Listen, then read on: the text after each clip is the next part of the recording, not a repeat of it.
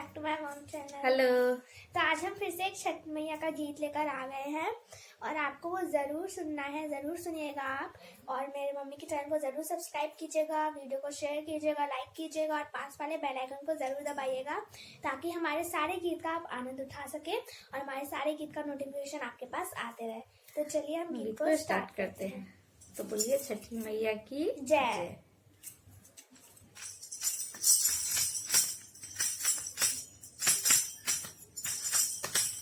छठी मैया सुतेली पलंग चढ़ी, उन्हें करे भुइया लोटे के, उन्हें करे भुइया लोटे के। छठी मैया सुतेली पलंग चढ़ी, उन्हें करे भुइया लोटे के, उन्हें करे भुइया लोटे के। घोड़ावा चढ़ल अइले सेवकवा, केसिया लिहले उठाई, केसिया लिहले उठाई। घोड़ावा चढ़ल अइले सेवकवा, केसिया लिहले उठाई, केसिया लिहले उठाई। जुगे जुगे दिया मोर सेवकवा, केसिया लिहल उठाई, केसिया लिहल उठाई।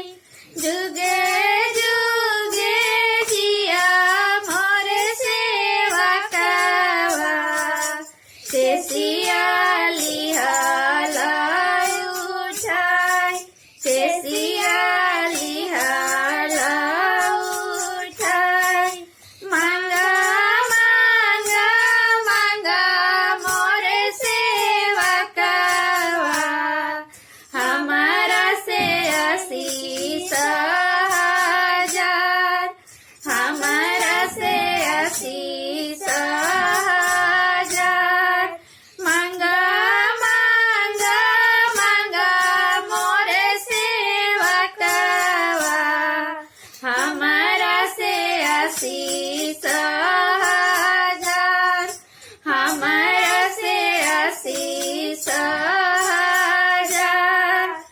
अन्हरा के आँख छठी मैया दीहा, कढ़िया के काया समतुल, कढ़िया के काया समतुल। अन्हरा के आँख छठी मैया दीहा, कोढ़िया के काया समतुल, कोढ़िया के काया समतुल। निराधन के धन छठी मैया दीहा, बंजिनी के फले फूले फूत, बंजिनी के फले फूले फूत। निराधन के धन छठी मैया दीहा, बंजिनी के फले फूले फूत, बंजिनी के फले फूले फूत। जंगा के तीरिया के दीहा, जुगे जुगे रहे हवात, जुगे जुगे रहे हवात। जंगा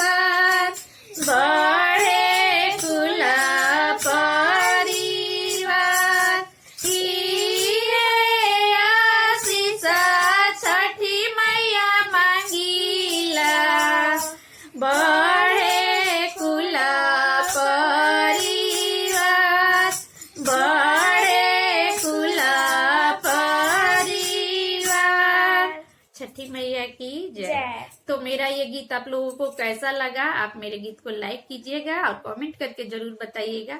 यदि आप मेरे YouTube चैनल पर नए हैं तो प्लीज मेरे चैनल को सब्सक्राइब कीजिए और बेल आइकन को जरूर प्रेस कीजिए ताकि मेरे हर वीडियो का नोटिफिकेशन आप तक पहुंचता रहे और आप इसका आनंद उठाते रहे। तो थैंक्स फॉर वॉचिंग। हम मिलते हैं आपको अपने नेक्स्ट वीडियो में। बाय।